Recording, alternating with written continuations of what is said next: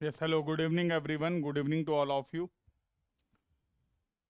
Good evening everyone. Everyone please confirm beta, am I audible? Am I visible clearly to all of you? Welcome back. Welcome back everyone. So everyone please confirm beta, am I audible? Am I visible clearly to all of you?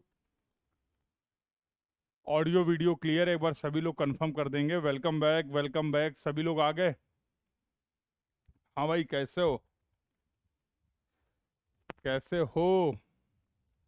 So we are almost at the end of the syllabus. हम लोग अपने syllabus के लगभग लगभग आखिरी पड़ाव पे आ चुके हैं। So how are you all feeling? How are you all feeling? Hmm. बिल्कुल बहुत करीब हैं।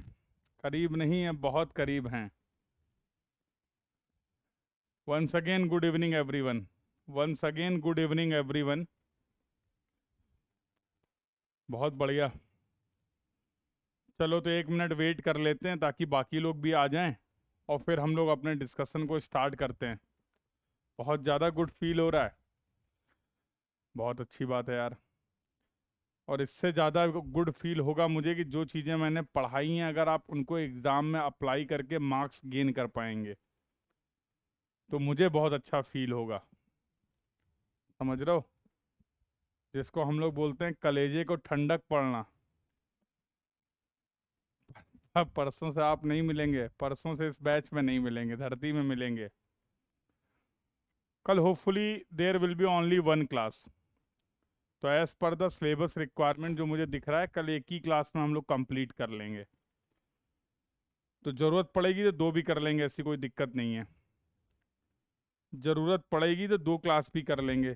कुछ क्वेश्चंस हैं आप लोग के, मुझे याद है, वो कोशिश करेंगे कल की क्लास में ऐड कर दें यार। हैं? वो थोड़ा सा डिले हो गया मेरे साइड से। तो एक आपका ADT एक्सपेंशन फैक्टर वाले कंसेप्ट पे क्वेश्चन आपने बोला था। एक व्हीकल अराइवल मॉडल पे आपने बोला है। तो ये जो आपके टॉपिक्स हैं मेरे पास, मेरे दिमाग में हैं, तो मैं कोशिश करूंगा कल की क्लास में उसको भी ऐड करके। शॉक वेव का कुछ डिस्कशन है। तो वो शॉक वेव ऐसा है कि अभी बहुत नया टॉपिक है जो ऐड हुआ है।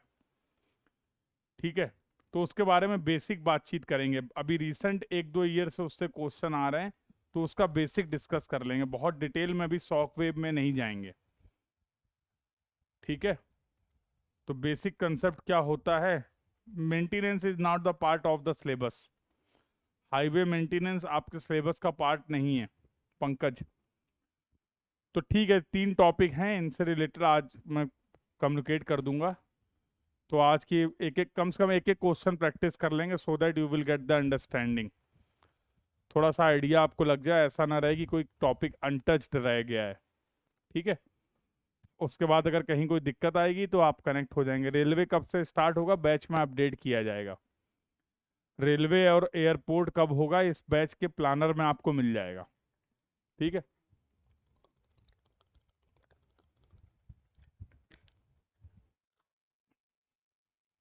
हाँ वही नीलू, वही उसी की बात कर रहा हूँ। Arrival vehicle arrival model.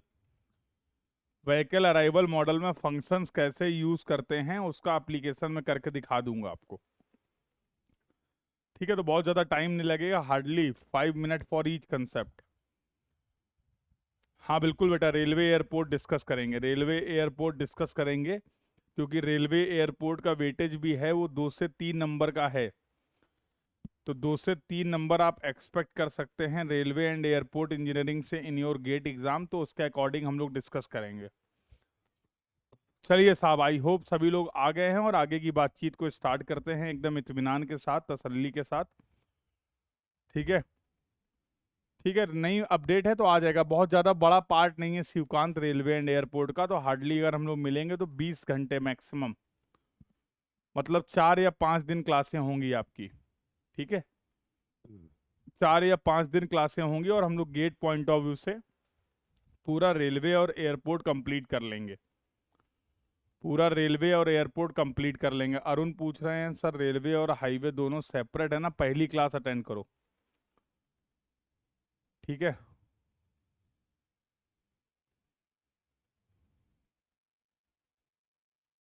है, चलें आगे बातचीत करें। आइए अगला डिस्कशन करते हैं। चलो भाई, अगला डिस्कशन जो हम लोग कर रहे थे, अभी हम लोग बात करेंगे रिजिड पेमेंट के बारे में, एंट्री करेंगे, फ्लेक्सिबल पेमेंट के डिस्कशन को कंप्लीट करेंगे और रिजिड पेमेंट के बारे में अभी हम लोग इस लेक्चर में बातचीत स्टार्ट करेंगे। तो क्या क्या बातचीत स्टार्ट करेंगे, तो इसमें हम लोग डिज़ाइन पैरामीटर, जैसे अभी आपने फ्लेक्सिबल पेमेंट के डिज़ाइन पैरामीटर देखे थे, अब उसी तरीके से रिजिड पेमेंट के लिए डिज़ाइन पैरामीटर क्या हैं, स्ट्रेस एनालिसिस करेंगे कि कौन कौन से स्ट्रेसेस हमारे पेमेंट में डेवलप हो रहे हैं, उन स्ट्रेसेस को उन स्ट्रेसेस को उन स्ट्रेसेस का मैग्नीट्यूड कैसे फाइंड आउट करें, उन स्ट्रेसेस का नेचर कैसे फाइंड आउट करें, ये हम लोग का डिस्कशन होने वाला है। Nature of stresses and magnitude of stresses. फिर हम स्ट्रेस का वर्स्ट कॉम्बिनेशन चेक करेंगे, जिसको आप क्रिटिकल कॉम्बिनेशन बोल सकते हैं, जिसके बेसिस पे हम पेवमेंट की डिजाइनिंग करेंगे। तो we will see the discussion how we can check the worst combination of the stresses और the critical combination of the stresses. तो these are the topics that we will cover in the case of rigid pavement. But before that एक discussion हमारा pending रह गया था, जिसका नाम है व्हीकल डैमेज फैक्टर। तो लास्ट क्लास में हम लोगों ने डिज़ाइन ट्रैफिक कैलकुलेट करना सीखा था और उसके सारे टर्म का लगभग हम लोगों ने बातचीत भी कर लिया था। बट एक टर्म है जिस पे अभी चर्चा होना बाकी है और बहुत ही इम्पॉर्टेंट टर्म है, इसलिए इसको अलग से डिस्कस कर रहा हूँ, इसलिए इसको सेपरेट डिस्कस कर रहा हूँ, because the importance of this term is relatively high. उस फॉर्मूले में बाकी जो टर्म थे उससे के कंपैरिजन में इसकी जो इम्पोर्टेंस है वो बहुत ज़्यादा है। आइए साहब बातचीत करते हैं। सबसे पहले समझते हैं IRC 37 ने व्हीकल डैमेज फैक्टर को एक्सप्लेन कैसे किया है, और फिर उसको आसान भाषा में समझने की कोशिश करेंगे। इन्होंने बोला VDF is the multiplier. VDF जो है, व्हीकल डैमेज फैक्टर जो है, वो एक मल्टीप्लायर है जिसकी हेल्प से हम कन्वर्ट कर सकते हैं number of commercial vehicle of different axle load and axle configuration into the repetition of standard axle of the load of magnitude 80 kilonewton। Sir हमें कुछ समझ में नहीं आया, कोई बात नहीं, फिर से समझा देता हूँ, हिंदी में सुनो। इन्होंने बोला कि भैया जब आप डिज़ाइन ट्रैफिक कैलकुलेट कर रहे हैं तो उसमें एक टर्म आपने यूज़ किया है VDF। क्या काम है VDF का कि ये क्या करेगा, किसी भी कॉमर्शियल व्हीकल का जिसका कोई भी जो भी एक्सल कॉन्फ़िगरेशन हो, इस VDF की हेल्प से डायरेक्टली आप इसे कन्वर्ट कर सकते हैं number of repetition of standard axle पर कॉमर्शियल व्हीकल। खेला ये है, समझ रहे हैं, ये है मेन गेम। और लिख दो, 10-20 बार लिख दो सर, आज फुल एनर्जेटिक लिखते हैं, 1000-2000 बार लिख दो, हैं? तब तक लिखते रहो जब तक मेरी एनर्जी खत्म ना हो जाए, लिखते रहो, ठीक है? तब तक लिखते रहो जब तक एनर्जी खत्म ना हो जाए, या तो मेरी खत्म हो जाए या तो तुम्हारी खत्म हो जाए, किसी एक की खत्म हो जाए, हैं? यहाँ VDF समझाने के लिए मेहनत करना, उस पर इनका ध्यान नहीं है। फिर वही वाली बात है, जब VDF के आगे बढ़ जाएंगे कहेंगे सर एक बार VDF रिपीट कर दीजिए, सर एक बार VDF रिपीट कर दीजिए।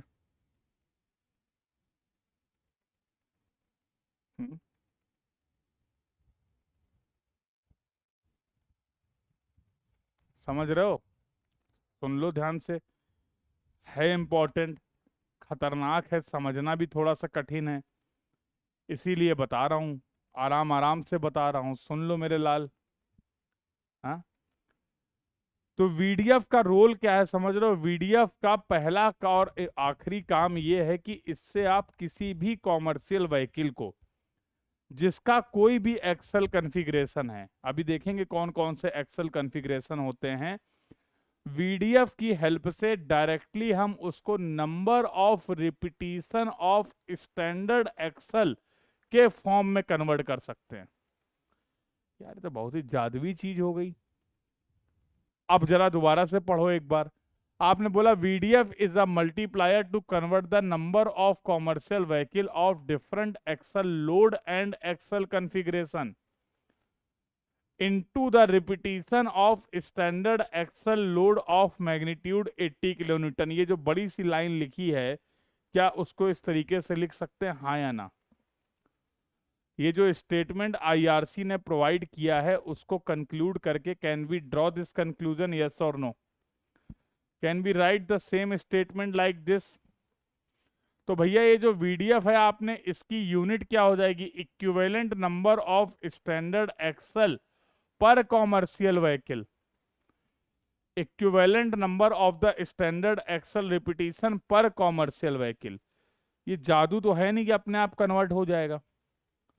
ये जादू तो है नहीं कि अपने आप कन्वर्ट हो जाएगा। ये कैसे रिपीटिशन को कन्वर्ट करेगा, अब हमें ये समझना पड़ेगा। समझने के लिए तैयार हो?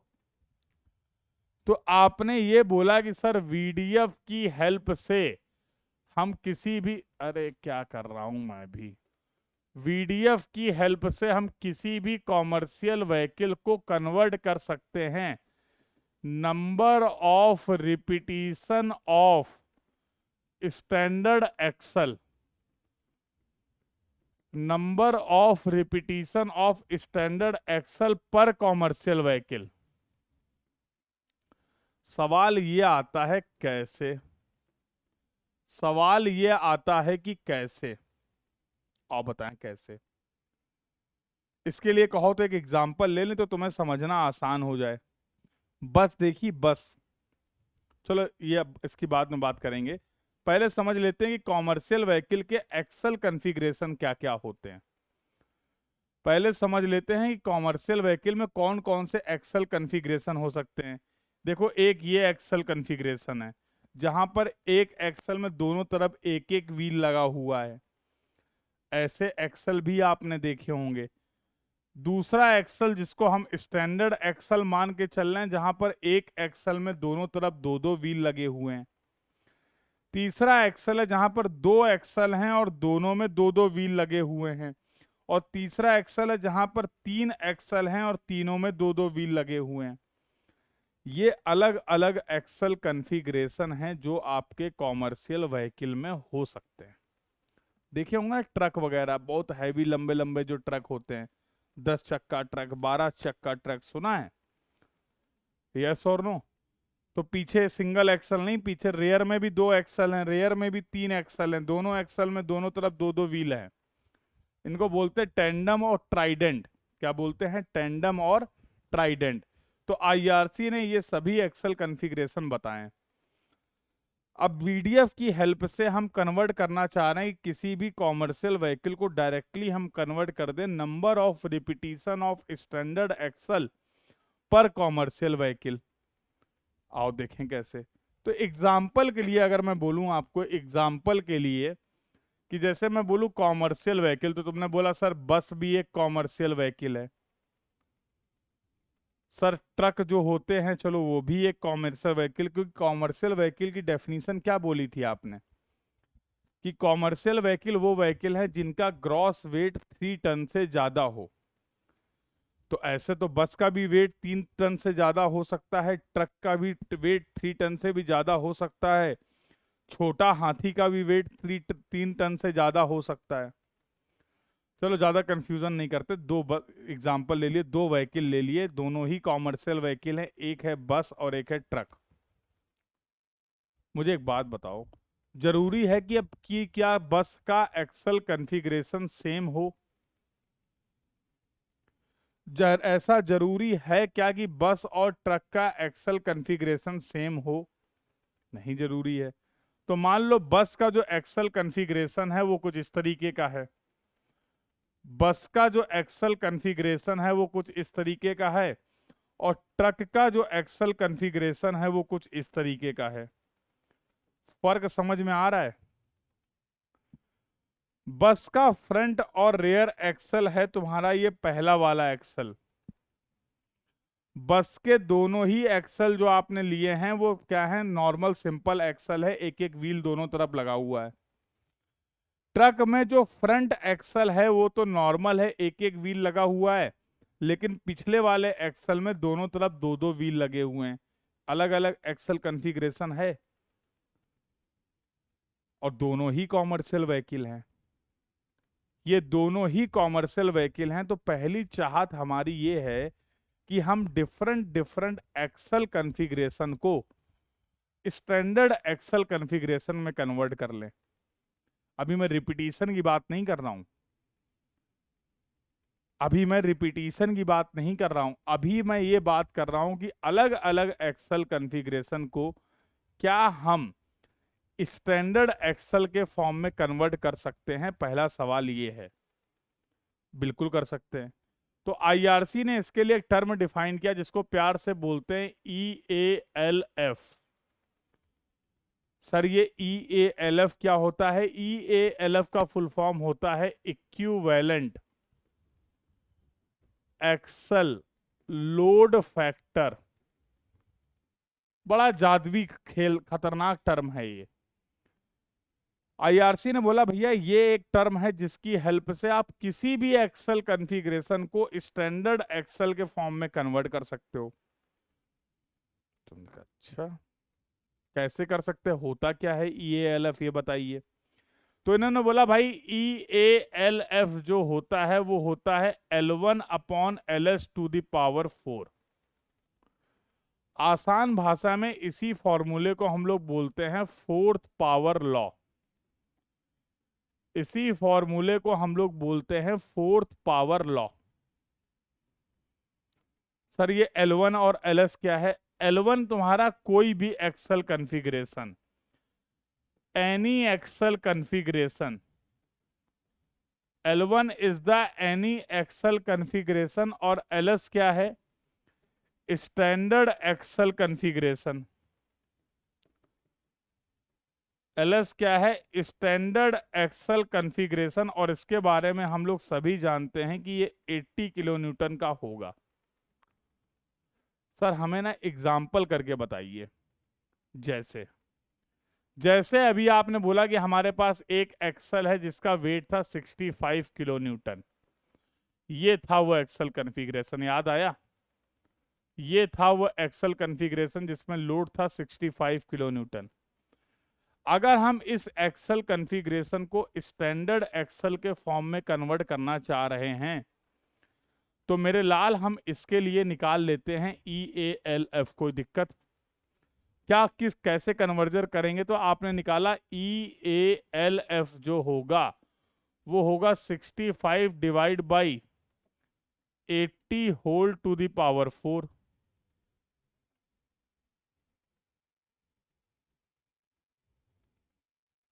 तो ये आ जाएगा 0.4358। ये आ जाएगा 0.4358। ये इस एक्सेल कॉन्फ़िगरेशन को स्टैंडर्ड एक्सेल में कन्वर्ट करने के लिए EALF की वैल्यू हो गई। सर हमें मजा नहीं आया। सर मान लीजिए अगर हमारा एक्सेल कॉन्फ़िगरेशन ये वाला है, ये देखो देखो, ये दूसरा एग्जाम्पल है, ये पहला एग्जाम्पल था। तुम जानते हो इस तरीके के एक्सेल कॉन्फ़िगरेशन का लोड क्या होता है? 80 किलो न्यूटन होता है। अगर हम स्टैंडर्ड एक्सेल को स्टैंडर्ड एक्सेल के फॉर्म में कन्वर्ट करेंगे तो कन्वर्जन फैक्टर लॉजिकली क्या आना चाहिए? कॉमन सेंस के आधार पे अगर हम एक 80 किलो न्यूटन वाले एक्सेल को 80 किलो न्यूटन वाले एक्सेल के फॉर्म में कन्वर्ट कर रहे हैं तो कन्वर्जन फैक्टर क्या होना चाहिए? EALF से भी वही आएगा। तो जब इसके लिए आपने EALF निकाला तो आपने लिखा 80 divide by 80 whole to the power 4 that will be equal to 1। EALF क्या होता है समझ में आ गया? EALF क्या होता है समझ में आ गया, हाँ या ना? EALF क्या होता है और इसका क्या काम है, ये बात सभी को समझ में आ गई। इसकी हेल्प से हम किसी भी एक्सेल कॉन्फ़िगरेशन को स्टैंडर्ड एक्सेल के फॉर्म में कन्वर्ट कर सकते हैं। और VDF की हेल्प से क्या कर रहे थे? वीडीएफ की हेल्प से आप ये कर रहे थे कि किसी भी कॉमर्शियल व्हीकल को डायरेक्टली कन्वर्ट कर दे रहे थे। Number of repetition of standard axle पर कॉमर्शियल व्हीकल। अब सर ये बार बार एक टर्म आ रहा है जो हमको थोड़ा थोड़ा परेशान हो कर रहा है, वो है रिपीटिशन। अच्छा, कॉमन सेंस के आधार पे मुझे बताओ कि एक रोड पे ये एक्सल अगर मान लो 100 बार घूमता है, 100 बार रिपीट होता है, सिमिलरली उसी रोड पे ये एक्सल कॉन्फ़िगरेशन 100 बार मूव करता है, दोनों की वजह से डेवलप हुआ डैमेज सेम होगा क्या? ये दो अलग अलग एक्सल हैं। मैंने बोला कि अगर ये दोनों एक्सल एक ही रोड पे 100 बार मूव करते हैं, इनके रिपीटिशन 100 बार होते हैं, तो इनकी वजह से डेवलप हुआ जो डैमेज होगा क्या वो सेम होगा? नहीं होगा। चलो ये बात तो तुम समझ गए हो, काफी तेज हो। किस एक्सल कॉन्फ़िगरेशन की वजह से सेम रिपीटिशन में डैमेज ज्यादा होगा? किस एक्सल कॉन्फ़िगरेशन, ये दो एग्जांपल जो मैंने लिए हैं, किस एक्सल कॉन्फ़िगरेशन की वजह से हमारे रोड पे पेमेंट पे जो डैमेज होगा वो ज्यादा होगा? क्योंकि सिंपल सी बात है, इसका लोड ज्यादा है। अरे मैक्लॉड रूल पढ़ा था, याद है? ऐसे ही थोड़ा पढ़ाया था। मैक्लॉड रूल पढ़ा था, P1N1 is equal to P2N2, याद आया? अगर एक्सल लोड ज्यादा है तो रिपीटिशन कम चाहिए, अगर एक्सल लोड कम है तो रिपीटिशन ज्यादा चाहिए। बहुत तेज हो तुम लोग, मेरी उम्मीद से ज्यादा तेज हो। समझ गए हो यहां तक? अब आते हैं अपने मेन टर्म पे जो था हमारा वीडीएफ। अब आते हैं मेन टर्म पे और हम ये जानना चाहते हैं कि वीडीएफ निकालेंगे कैसे। तो बेटा जब कभी भी हमें डेटा कलेक्ट करना होता तो हम करते हैं सर्वे। क्या करते हैं? हम करते हैं फील्ड में जाके सर्वे। कुछ डेटा कॉमर्शियल व्हीकल का एक्सल कॉन्फ़िगरेशन तो हमें पकड़ना पड़ेगा ना। तो अभी जैसा मैंने एग्जांपल लिया था कि मैंने बोला था कि मेरे पास दो तरीके के व्हीकल हैं, एक है मान लो कॉमर्शियल व्हीकल बस, और एक कॉमर्शियल व्हीकल है ट्रक है। मैं कहीं गया सर्वे करने एग्जिस्टिंग रोड में। मैंने जो सर्वे किया, मैंने 80 बसेस का सर्वे किया और 80 ट्रक का सर्वे किया। मैंने सर्वे किया तो मैंने 80 बस के एक्सल कॉन्फ़िगरेशन को देखा और 80 ही ट्रक के एक्सल कॉन्फ़िगरेशन को देखा। जरूरी नहीं कि नंबर ऑफ व्हीकल 80 ही हो, एग्जाम्पल के लिए बता रहा हूं। मैंने एक्सल कॉन्फ़िगरेशन कैसा देखा था कि बस का एक्सल कॉन्फ़िगरेशन ये था और ट्रक का एक्सल कॉन्फ़िगरेशन ये था। यही तो था। जरूरी नहीं कि यही हो, कुछ भी हो सकता है। लिख देता हूं एग्जाम्पल, एग्जाम्पल के लिए बता रहा हूं। तो मैंने देखा भाई ये 80 बसें हैं। मैंने देखा कि 80 बसें हैं, इनके लिए इसमें बस में जो एक्सल है वो इस तरीके का कॉन्फ़िगरेशन है, ट्रक का एक्सल कॉन्फ़िगरेशन इस तरीके का। अब मैं ले आया, अब मैं निकालना चाह रहा हूं इस रोड के लिए वीडीएफ। तो सबसे पहला काम हम क्या करेंगे? सबसे पहला काम तो हम ये करेंगे कि इन सभी एक्सल कॉन्फ़िगरेशन को हम स्टैंडर्ड एक्सल के फॉर्म में कन्वर्ट करेंगे। ठीक है, तो इसके लिए हम क्या निकाल लेते हैं? EALF। यहां पर टोटल कितने एक्सल हैं? कोई लोग कहेंगे 2 एक्सल। भैया इस पूरी स्टडी में टोटल 4 एक्सल हैं। इस पूरी स्टडी में टोटल 4 एक्सल हैं। 1 2 3 4, मानते हो कि नहीं? मानते हो कि नहीं? टोटल 4 एक्सल हैं। तो सबसे पहले हम लोग क्या करेंगे, मैं अगर इस तरीके से लिख दूं कि L1 upon LS to the power 4। अब इनकी फ्रीक्वेंसी क्या थी? मान लो N1 है, 80 थे N1, इसको आप परसेंटेज में भी लिख सकते हैं, कोई दिक्कत नहीं। ये स्टैंडर्ड एक्सल में कन्वर्ट हो गया, ये इसकी फ्रीक्वेंसी हो गई। क्या ये रिपीटिशन हो गए? क्या ये इस पहले एक्सल के रिपीटिशन हो गए in the terms of standard axle? Yes और नो? हम बोलते बोलते अपना गला फाड़ देंगे अगर तुम नहीं बताओगे तो। अरे भैया ये नंबर, ये स्टैंडर्ड एक्सल हो गया, ये उसके रिपीटिशन है, जितनी बार ये घूम रहा था। तो क्या ये number of repetition of standard axle हो गए, हाँ या ना?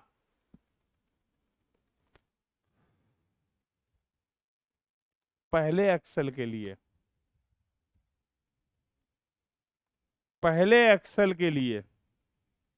अभी बाकी एक्सल बाकी हैं, अभी बाकी एक्सल बाकी हैं, plus N2% L2/LS⁴ plus N3% L3/LS⁴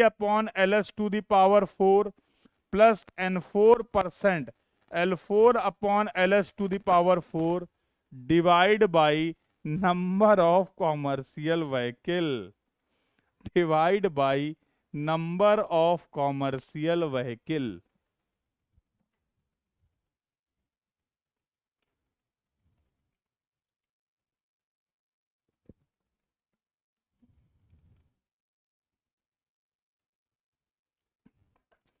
अरे सेम रहेगा नहीं रहेगा उस समय मतलब नहीं है, हम कंसेप्ट वाले आदमी, देखो अंसारी साहब, इतना याद हम कर नहीं पाएंगे, जीवन में और भी यादें हैं ना। और याद ही करना होगा तो ये सब याद करेंगे क्या यार? कैसी बातें करते हो तुम? याद ही रखना होगा तो बहुत कुछ है याद रखने को यार, यही बचा है क्या अब? क्यों भाई? कि पहले दूसरे का सेम रहेगा कि तीसरे का सेम, तुम 10 दे दो हम 10 का लिख देंगे फॉर्मूला, हमें कौन सी दिक्कत है?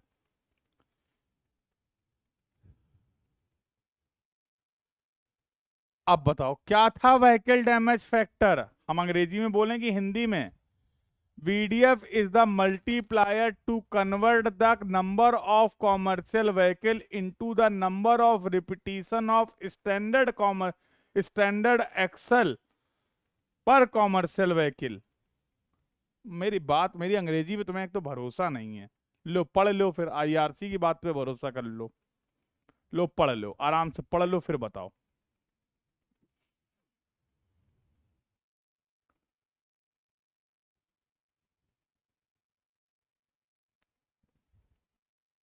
अरे भैया फॉर्मूला नहीं बता रहा हूँ, कंसेप्ट बता रहा हूँ राहुल मेरे लाल। वो 100 एक्सल दे दे, हम 100 एक्सल के लिए VDF का फॉर्मूला लिख देंगे। वो 100 एक्सल दे दे मुझे, मैं 100 एक्सल के लिए फॉर्मूला लिख दूंगा भाई। पढ़ लो, ये पढ़ लो, क्या घबरा क्यों रहे हो? पढ़ो ना। अरे पढ़ो, ये लाइन पढ़ो जो IRC ने बताई, ये VDF होता क्या है।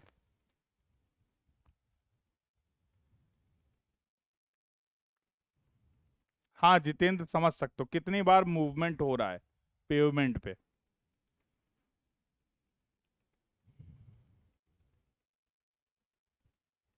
पढ़ो भाई, पढ़ पाए कि नहीं पढ़ पाए? ये लाइन पढ़ो, फिर ये कंक्लूजन देखो। ये लाइन पढ़ो, फिर ये कंक्लूजन देखो, और फिर इतनी बातों के बाद जो फॉर्मूला निकाला है उसको देखो। कितना सुंदर फॉर्मूला है। सुंदरता देख पा रहे हो इस फॉर्मूले की? सुंदरता देख पा रहे हो इस फॉर्मूले की? हमें तो दिख रही है।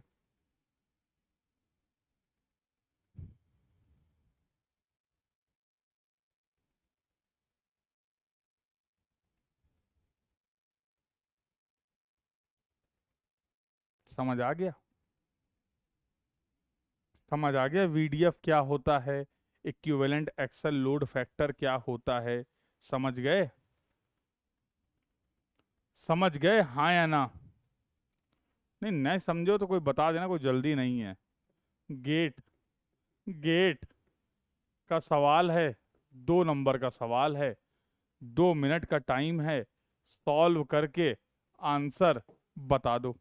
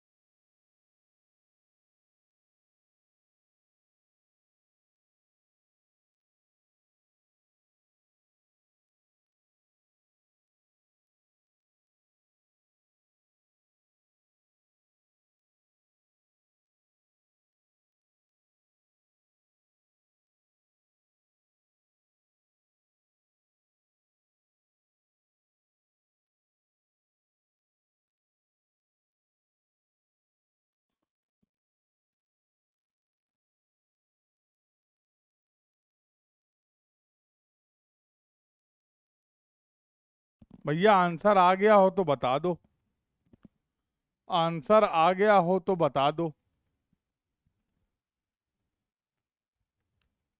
देखो सर, आपने दो चीजें पढ़ाई थी, एक पढ़ाया EALF और एक पढ़ाया व्हीकल डैमेज फैक्टर। सवाल आपने दे दिया कुछ और ही पूछ रहा है।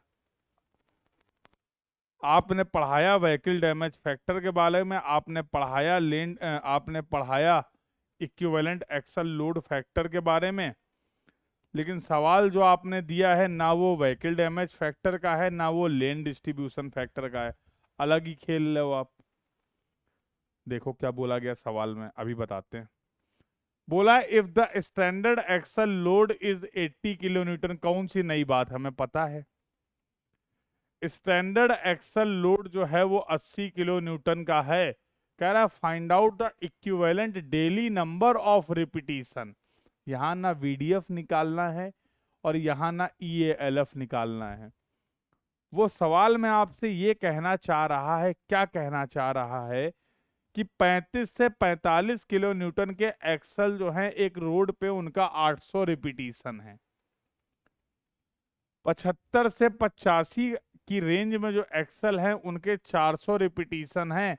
ये दोनों रिपीटिशन हमें बता दो, ये दोनों रिपीटिशन हमें बता दो in the terms of 80 kilo newton axle, ये पूछ रहा है। रेंज दी गई है तो हमें पता है, हम एवरेज ले लेंगे, इसको ले लेंगे 40, इसको ले लेंगे 80 किलो न्यूटन। ले लेंगे कि नहीं ले लेंगे? अब बचा क्या यार। इक्विवेलेंट रिपीटिशन जो होगा क्या होगा, 800 रिपीटिशन हो रहे हैं 40/80/4 के, और 400 रिपीटिशन हो रहे हैं 80/80 की पावर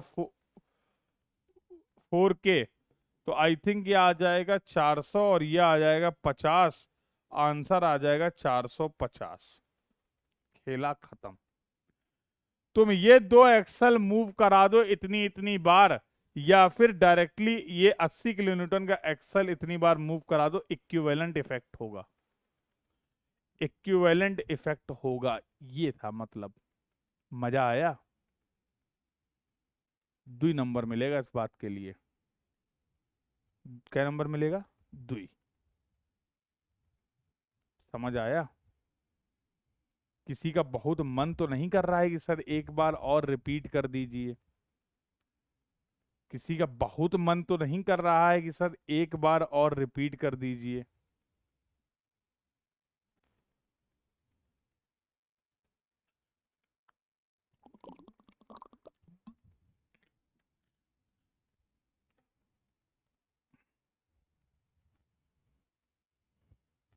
बहुत सन्नाटा है, समझ में नहीं आया क्या?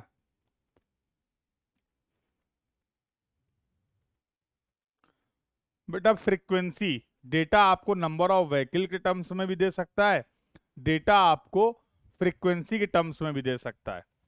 कि अभी वो बोल देता कि 35 से 45 किलोमीटर वाले जो एक्सल हैं, 35 से 45 किलोमीटर वाले एक्सल हैं वो 10% हैं, तो 10/100 कर देते ना नीलू। पर कॉमर्शियल व्हीकल निकालना हो तो sir number of commercial vehicle, इससे VDF नहीं निकाल सकते, इससे VDF नहीं निकाल सकते सिमरन। इतने डेटा की हेल्प से VDF नहीं निकाल सकते हैं, उसके लिए नंबर ऑफ कॉमर्शियल व्हीकल पता होना चाहिए ना। वही तो मैंने बोला कि इस सवाल में ना ही आपसे VDF पूछा गया है और ना ही आपसे EALF पूछा गया है। यहां पर आपसे पूछा गया है कि नंबर ऑफ रिपीटिशन क्या होंगे। तो जब प्रैक्टिस करोगे सवाल तो मिलेंगे, जब प्रैक्टिस करोगे सवाल तो VDF के भी सवाल मिलेंगे और नंबर ऑफ रिपीटिशन के भी सवाल मिलेंगे। भैया नंबर, ये कॉमर्शियल व्हीकल है क्या जयराम?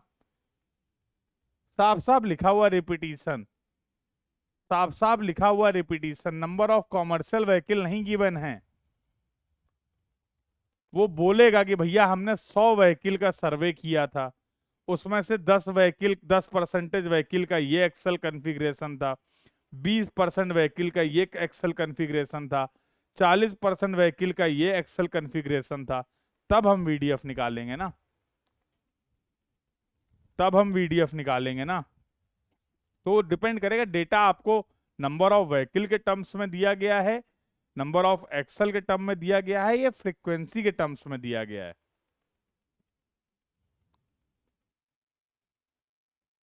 क्लियर हो गया है बात सभी को? क्लियर हो गया ये बात सभी को, हाँ या ना? तो भैया फ्लेक्सिबल पेमेंट की थिकनेस को निकालने के लिए IRC 37 ने आपको 2 टास्क दिए थे। IRC 37 ने बोला था अगर आप फ्लेक्सिबल पेमेंट की टोटल थिकनेस या इंडिविजुअल लेयर की थिकनेस निकालना चाहते हैं तो आप 2 चीजें पता करके आइए, एक डिजाइन ट्रैफिक पता करके आइए और एक CBR पता करके आइए। अब मेरे हिसाब से सब तुम्हें पता चल गया है।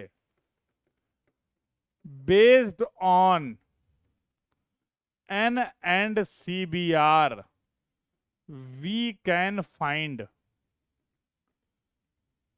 total thickness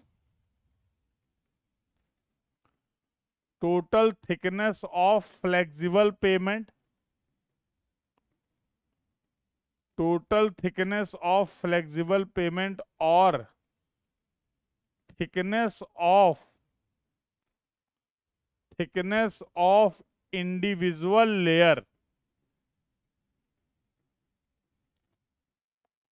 from IRC 37।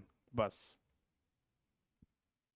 अगर हमने ये दोनों पैरामीटर निकाल लिए हैं तो इनके बेसिस पे अब आगे IRC ने तरीका बताया है, जो तरीका हमें डिस्कस नहीं करना है। इसके आगे की कहानी IRC 37 में दी गई है कि based on the design traffic and based on the CBR of the soil, कुछ गलत लिख दिया कि सही लिखा है, based on the CBR of the soil how we can find out the total thickness. इसके आगे की कहानी कहाँ मिलेगी? इसके आगे की कहानी कहाँ मिलेगी कि इंडिविजुअल लेयर की थिकनेस कितनी होगी, सब बेस कितना होगा, बेस कोर्स कितना होगा, सरफेस कोर्स कितना होगा, वो मिलेगी IRC 37 में, जो कि हमारा डिस्कशन का पार्ट नहीं है, जो कि अभी के लिए हमारे डिस्कशन का पार्ट नहीं है। डिस्कशन का जो पार्ट था वो हम लोगों ने डिस्कस कर लिया है। In this way we have successfully completed the discussion for the flexible payment। Flexible pavement के बारे में एज पर द सिलेबस जितनी चीजें हमें पता होनी चाहिए थी वो चीजें हमें पता चल गई हैं। अगला जो डिस्कशन हम लोग स्टार्ट करने जा रहे हैं, now we are going to start our discussion for the rigid pavement. बहुत ही खतरनाक गेम है यहाँ पे। तो 5 मिनट तो हम लोग ये पढ़ेंगे कि पढ़ना कैसे है। आने वाले 5 मिनट हम लोग ये पढ़ेंगे कि पढ़ना कैसे है। रेडी हो? किसी टॉपिक को कैसे कंप्लीट करना है पहले ये तो समझ लें। तो आने वाले 5 मिनट में हम लोग ये समझेंगे कि रिजिड पेमेंट को पढ़ना कैसे है, फिर आगे देख लेंगे। तो जो आपका सिलेबस है उसको अगर मैं पूरा अच्छे से समझूं और समराइज करूं तो मैं रिजिड पेमेंट के आपके सिलेबस को 2 पार्ट में डिवाइड कर सकता हूं। रिजिड पेमेंट के पूरे सिलेबस को 2 पार्ट में डिवाइड कर सकता हूं। एक तो है स्ट्रेस एनालिसिस और दूसरा है ज्वाइंट्स। दोनों ही टॉपिक आपको पढ़ने हैं। एक है स्ट्रेस एनालिसिस और दूसरा है ज्वाइंट। रिजिड पेमेंट बेसिकली क्या थी? एक कंक्रीट की स्लैब थी और आप बात कर रहे हैं साहब डिजाइन की, आप बात कर रहे हैं डिजाइन की। यार जीवन में जब कभी भी कुछ भी डिजाइन करना हो तो मैं पहले भी बता चुका हूं, 2 चीजों का पता होना बहुत जरूरी है। 2 चीजों का पता होना बहुत जरूरी है कि एक हमारी चाहतें क्या हैं, हम चाह क्या रहे हैं, और दूसरा अवेलेबिलिटी क्या है। टेक्निकली अगर मैं बोलूं, अगर आप किसी भी कंपोनेंट को, किसी भी मेंबर को डिजाइन करना चाह रहे हैं तो आपको पता होना चाहिए। फॉर एग्जाम्पल ये पेन प्लास्टिक का बनाया गया है, इस पेन को मेटल का क्यों नहीं बनाया गया? हो सकता है कि इस पेन को जब हम मेटल से बनाते तो इसका वेट बढ़ जाता, और जब इसका वेट बढ़ जाता तो हम इससे इतने आसानी से लिख नहीं पाते। यस और नो? इस मटेरियल को, इस पेन को बनाने के पहले बनाने वाले ने देखा होगा कि कभी अगर कोई एक नॉर्मल इंसान इस पेन को पकड़ के लिखता है तो इस होल्ड करने की वजह से इसमें कितने स्ट्रेसेस डेवलप हो रहे होंगे, ये समझा होगा इस पेन को बनाने वाले ने कि नहीं? कि भैया जब कोई आदमी इसको पकड़ के लिखेगा तो कितने स्ट्रेसेस डेवलप होंगे, जब उसने ये समझा होगा फिर उसने देखा होगा कि इन स्ट्रेसेस को बियर करने के लिए हमारे पास कौन कौन से मटेरियल के ऑप्शन अवेलेबल हैं, और फिर गुरु उसने इस ऑप्शन को पकड़ा होगा, मटेरियल को बोला होगा ये इसमें स्ट्रेंथ भी सही है और ये लाइट वेट भी है, इसी से पेन बना दो। यही तो सोच रही होगी जिसने भी ये पेन बनाया होगा, यही तो सोच रही होगी। पता नहीं तुमने इस बात को ध्यान दिया कि नहीं दिया, जिसने तुम्हारा सिलेबस बनाया है ना, उसकी भी सोच यही थी। जिसने तुम्हारा सिलेबस बनाया है उसकी भी सोच यही थी। अगर आप फर्स्ट ईयर से लेके फोर्थ ईयर तक के सब्जेक्ट को एनालाइज करेंगे अपने सिविल इंजीनियरिंग में, तो कभी भी आपको इस पहले डिजाइन का सब्जेक्ट नहीं मिलेगा। देख लेना आराम से। तुमने आरसीसी पढ़ी होगी थर्ड ईयर में, तुमने स्टील पढ़ी होगी फोर्थ ईयर में, और आरसीसी और स्टील को पढ़ने के पहले तुमने पढ़ी है मैकेनिक्स, तुमने पढ़ी है सोम, तुमने पढ़ी है स्ट्रक्चर एनालिसिस पार्ट 1, तुमने पढ़ा है स्ट्रक्चर एनालिसिस पार्ट 2। जब पूरा एनालाइज करना सीख गए थे तब आप आगे जाके बात करते हो डिजाइनिंग की। बिना एनालिसिस के डिजाइनिंग संभव नहीं है। बिना एनालिसिस के डिजाइनिंग संभव नहीं है। तो सिलेबस बनाने वाले को भी ये बात पता थी, तो उसने कहा पहले बच्चे को एनालिसिस सिखाओ, जब वो एनालिसिस सीख जाएगा तब उससे बड़ी बड़ी बातें करेंगे, डिजाइन की बात करेंगे, स्टील की करेंगे, कंक्रीट की करेंगे, ये करेंगे वो करेंगे। समझ रहे हो? खेल समझ रहे हो? सब ऐसा ही नहीं है कि बस जो मन कर गया जहां रख दिया।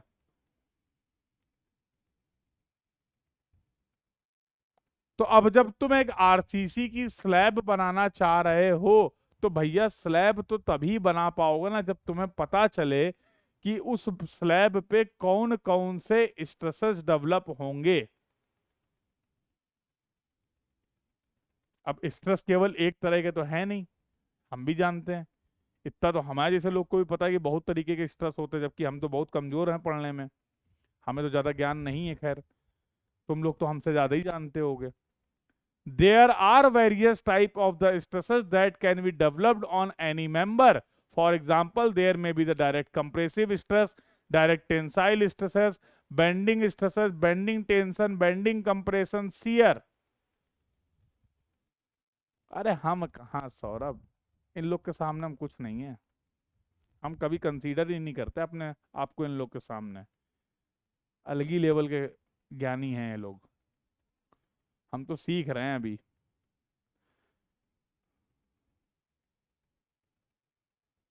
हम्म, नादान बच्चे हैं अभी हम तो अभी बहुत नादान हैं। हम्म,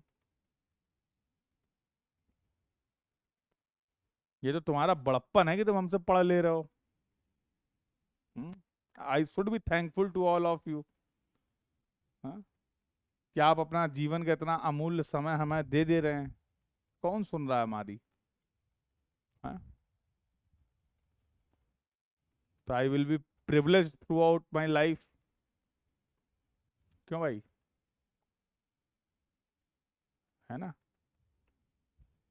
कि आपने इतना समय दिया, इतना पेशेंस के साथ मेरी बातों को सुना। हाँ, थोड़ा बहुत जो आता था, कहीं कोई गलती हो गई हो तो भाई क्षमा कर देना। हम्म, क्यों? भूल चूक माफ कर देना यार, और क्या कहें, छोटा भाई समझ के।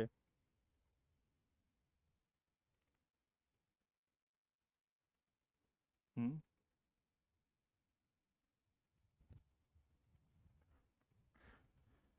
तो भैया जब कंक्रीट की स्लैब बनाओगे, पेमेंट बनाओगे, तो स्ट्रेस एनालिसिस तो करोगे। और जब तुम्हें उस पेमेंट पे लगने वाले सभी तरीके के स्ट्रेसेस के बारे में पता चल जाएगा, क्या पता चल जाएगा कि कौन कौन से स्ट्रेस लग रहे हैं, उनका मैग्नीट्यूड क्या है, उनका नेचर क्या है, और उनका वर्स्ट कॉम्बिनेशन क्या है। सबसे डिजाइनिंग का प्रिंसिपल ये भी एक बता चुका हूं कि सबसे खराब हालात में हम लोग करते हैं डिजाइनिंग। अगर हमारा मेंबर, हमारा स्ट्रक्चर सबसे खराब जीवन की सिचुएशन को झेल ले गया, तो जब जीवन में उसके अच्छा होगा तो सिर्फ और सिर्फ वो मजे ले रहा होगा। तो whenever we are going to for the designing, always we will design for the worst condition. Our member should be serviceable, our member should be functionable in the worst condition. ये इंश्योर करना हमारा काम है as a designer, वही करेंगे। तो भैया rigid payment में कौन कौन से स्ट्रेस आएंगे, पहला काम ये करेंगे। और जब एक बार स्ट्रेस स्ट्रेस के बारे में समझ जाएंगे, तो फिर आगे चल के ज्वाइंट की बात कर लेंगे, क्योंकि आपने बोला था कि रिजिड पेमेंट के केस में हमें ज्वाइंट प्रोवाइड करने पड़ेंगे। तो मेजरली दो ज्वाइंट के बारे में हम लोग बात करेंगे। एक हमारा प्यारा सा होगा एक्सपेंशन ज्वाइंट, और एक हमारा प्यारा सा होगा कॉन्ट्रैक्शन ज्वाइंट। तो इनकी डिजाइनिंग का क्या गेम है ये समझ लेंगे। That will be the second part of the this topic. खेल क्लियर है? खेल क्लियर है? तो अब सबसे पहला सवाल होता है कि हमारी रिजिड पेमेंट में कौन कौन से स्ट्रेसेस डेवलप हो सकते हैं, ये समझते हैं। और समझाएं। पहला स्ट्रेसेस जो डेवलप होगा तुम्हारे रिजिड पेमेंट में, तुम्हें नहीं लगता है क्योंकि इस पेमेंट के ऊपर व्हील मूव करेगा, इस पेमेंट के ऊपर ट्रैफिक मूव करेगा, व्हीकल मूव करेगा, व्हील मूव करेगा, तो उस व्हील के की वजह से आने वाले लोड की वजह से स्ट्रेसेस डेवलप होंगे हमारे पेमेंट में? नहीं लगता है? अरे व्हील आएगा, व्हील का लोड होगा, लोड होगा तो स्ट्रेसेस होंगे, होगा कि नहीं होगा? तुम ये भी जानते हो कि अब हम बात कर रहे हैं रिजिड पेमेंट की, तो यहां पर टेम्परेचर वेरिएशन की वजह से भी स्ट्रेसेस होंगे। यहां पर टेम्परेचर वेरिएशन की वजह से भी स्ट्रेसेस होंगे। तो यहां पे अगले जो स्ट्रेसेस होंगे वो होंगे टेम्परेचर स्ट्रेसेस। और भाई साहब मानो या ना मानो, ये वेरिएशन भी दो तरीके के होते हैं। टेम्परेचर के जो वेरिएशन है ये भी दो तरीके के होते हैं, दिन का टेम्परेचर और रात का टेम्परेचर। किसी रोड पे दिन पे 12 बजे चले जाओ और उसी रोड पे रात पे 12 बजे चले जाओ, क्या टेम्परेचर सेम मिलेगा? किसी रोड पे दिन में 12 बजे चले जाइए और किसी रोड पे रात में 12 बजे चले जाइए, क्या टेम्परेचर सेम मिलेगा? जवाब आएगा नहीं। तो क्या मैं बोल सकता हूं कि किसी भी रोड के लिए डेली बेसिस पे भी टेम्परेचर का वेरिएशन होता है? किसी रोड पे डेली बेसिस पे भी टेम्परेचर वेरी करता है। और अगर ऐसे ही बात करें, दो एक्सट्रीम सीजन ले लें, एक तपतपाती हुई गर्मी ले लें और एक कड़कड़ाती हुई ठंडी ले लें, तो किसी रोड पे 1 जून को जो टेम्परेचर होगा, क्या उस रोड पे वही टेम्परेचर 1 दिसंबर को भी होगा? बताओ ना। तो there are two types of the variation in the temperature you will observe in the case of rigid payment.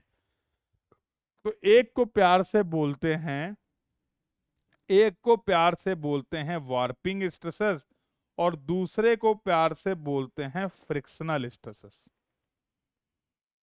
Warping stresses हमारे पेमेंट में डेवलप्ड हुए वो स्ट्रेसेस होते हैं जो डेली टेम्परेचर वेरिएशन की वजह से होते हैं, और फ्रिक्शनल स्ट्रेसेस हमारे वो वेरिएशन होते हैं जो कि सीजनल वेरिएशन की वजह से होते हैं।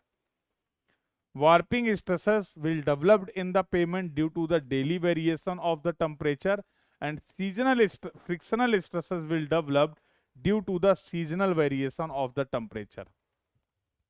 यहां तक की बात क्लियर है? यहां तक की बात क्लियर है? यहां तक की बात क्लियर है? यस और नो? यहां तक की बात क्लियर है? ये तीन तरीके के मेन स्ट्रेसेस जो होते हैं वो हमारी पेवमेंट में होते हैं डेवलप्ड। इन तीनों स्ट्रेसेस के बारे में तुम क्या जानना चाहते हो? ये तीन तरीके के जो स्ट्रेसेस आ रहे हैं, इन तीनों स्ट्रेसेस के बारे में तुम क्या जानना चाहते हो? इन तीनों स्ट्रेसेस के बारे में तुम जानना चाह रहे हो कि सबसे पहले तो इनका मैग्नीट्यूड क्या होगा, कितने वार्पिंग स्ट्रेसेस डेवलप होंगे, कितने फ्रिक्शनल स्ट्रेसेस डेवलप होंगे, कितने व्हील लोड स्ट्रेसेस डेवलप होंगे, ये जानना चाहते हो कि नहीं जानना चाहते हो? और तुम साथ साथ ये भी जानना चाहते हो कि पेमेंट में किसी भी लोकेशन पे इन स्ट्रेसेस का नेचर क्या होगा। पेमेंट पे किसी भी लोकेशन पे इन स्ट्रेसेस का लोकेशन नेचर क्या होगा, ये कंप्रेसिव इन नेचर हैं कि ये टेंसाइल इन नेचर हैं, ये भी तो जानना चाहते हो। ये भी तो जानना चाहते हो। यस और नो? चाहतों में कोई कमी नहीं है।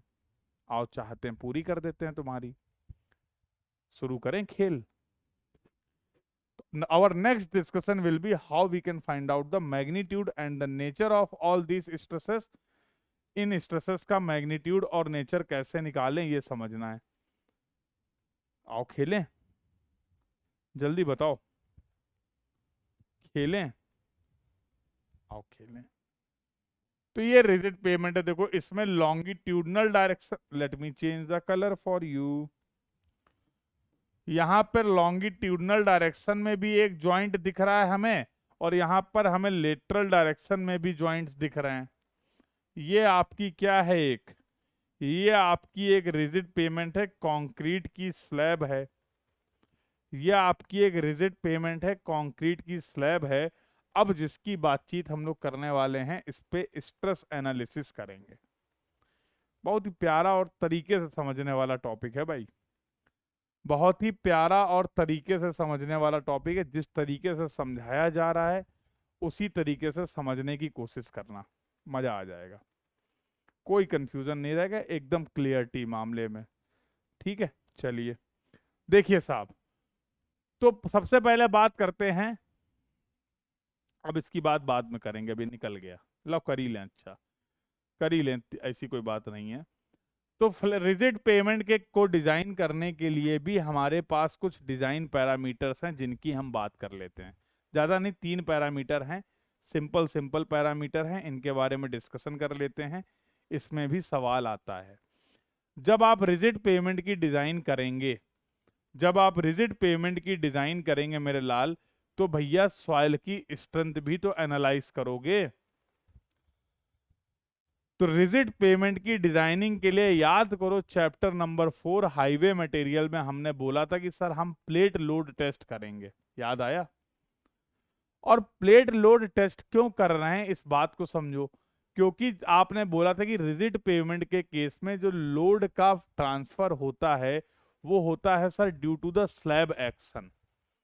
और जब स्लैब की वजह से लोड डिस्ट्रीब्यूट होगा तो पेमेंट जो है वो पेनिट्रेट नहीं करेगी सॉइल में, उस स्लैब एक्शन की वजह से सॉइल में होगा सेटलमेंट। मानते हो कि नहीं? There will be no penetration, there will be the settlement of the soil. तो टेस्ट अब ऐसा पकड़ो जिसमें सॉइल की स्ट्रेंथ को आप मेजर करें, जहां पर हो रहा हो सेटलमेंट। और इसके लिए होता हमारे पास plate load test. Plate load test की हेल्प से जो टर्म हम लोग डिफाइन करते हैं वो होता है modulus of soil subgrade reaction. क्या होता है? प्लेट लोड टेस्ट की हेल्प से जो पैरामीटर हम लोग डिफाइन करते हैं वो होता है modulus of soil subgrade reaction. क्या होता है जरा ये समझो। तो आपने बोला कि sir modulus of soil subgrade reaction के जो होता है ये होता है stress required for unit deflection. किसी यूनिट डिफ्लेक्शन के लिए कितना स्ट्रेस रिक्वायर्ड है, इसी को बोलते हैं modulus of soil subgrade reaction. अगर इसको तमीज से लिखना चाहें तो क्या हम लिख सकते हैं K is the stress required for unit deflection? K is the stress required for unit deflection can be write like this? बोलो हाँ या ना। क्या इसको इस तरीके से लिख सकते हैं, stress required for unit deflection? कोई मेरा लाल मुझे K की यूनिट बता देगा? कोई मेरा लाल मुझे क्या K की यूनिट बता सकता है? अगर हम डिफ्लेक्शन को सेंटीमीटर में मेजर कर रहे हैं, स्ट्रेस को केजी पर सेंटीमीटर स्क्वायर में मेजर कर रहे हैं, तो K की यूनिट केजी पर सेंटीमीटर क्यूब हो जाएगी क्या? अब याद करे करे परेशान है। काहे याद कर रहे हो? काहे याद कर रहे हो? We know how we can define the stress K, modulus of soil subgrade reaction, that is the K. भैया कुछ नहीं करना होता है, कुछ करना ही नहीं है। आप क्या करते हैं, टेस्ट करते हैं। जैसे मान लो ये सॉइल है, तो सर्कुलर प्लेट लेते हैं अलग अलग डायामीटर की, सर्कुलर प्लेट लेते हैं अलग अलग डायामीटर की, और इस पे अप्लाई करते हैं लोड। लोड को मेजर करने के लिए यहां पर प्यारा सा लगा होता है डायल गेज। तो बहुत अलग अलग साइज की प्लेट ले ली। जैसे मैंने बोला कि ये 75 सेंटीमीटर डाया की प्लेट हो गई, ये 60 सेंटीमीटर डाया की प्लेट हो गई, ये 45 सेंटीमीटर डाया की प्लेट हो गई, ये 30 सेंटीमीटर डाया की प्लेट हो गई। ऐसे एक के ऊपर एक रख के प्लेट रख देते हैं। फिर हमारे पास हाइड्रोलिक जैक होता है। हाइड्रोलिक जैक की हेल्प से हम लोग लोड अप्लाई करते हैं। कितना लोड अप्लाई कर रहे हो ये तुम्हें डायल गेज से मिल जाएगा। और जाहिर सी बात है यहां पर कितने, यहां इसका इस बॉटम का कांटेक्ट एरिया हम फाइंड आउट कर सकते हैं क्या? जल्दी बोलो हाँ या ना। तो कितना लोड आप अप्लाई कर रहे हो ये डायल गेज से मिल गया। कितना एरिया है कांटेक्ट एरिया, वो प्लेट के साइज से आप निकाल लेंगे, कोई दिक्कत नहीं है। वो प्लेट के साइज से आप पता कर लेंगे। तो जब आप इसमें लगातार लोड लगाएंगे तो तुम्हें नहीं लगता है यहां पर इन प्लेट्स का होगा कुछ सेटलमेंट? यहां पर इस प्लेट में होगा कुछ सेटलमेंट, यस और नो? कितने सेटलमेंट के लिए? जब आपने बोला सेटलमेंट हो जाएगा 0.125 सेंटीमीटर। जब इन प्लेट का 0.125 सेंटीमीटर सेटलमेंट हो जाएगा, उस समय क्या हम इस लोड और एरिया की हेल्प से स्ट्रेस निकाल सकते हैं? जल्दी बोलो हाँ या ना, याद व्याद कुछ नहीं करना है। तो के क्या हो जाएगा, stress required for 0.125 centimetre settlement. खत्म, टाटा बाय बाय।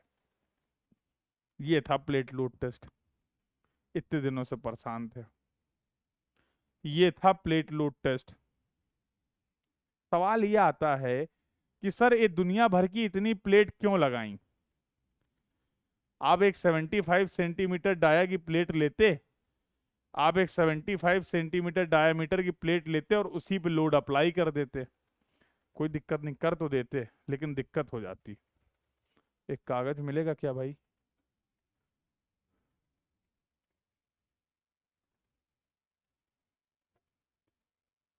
कोई रफ कागज है क्या?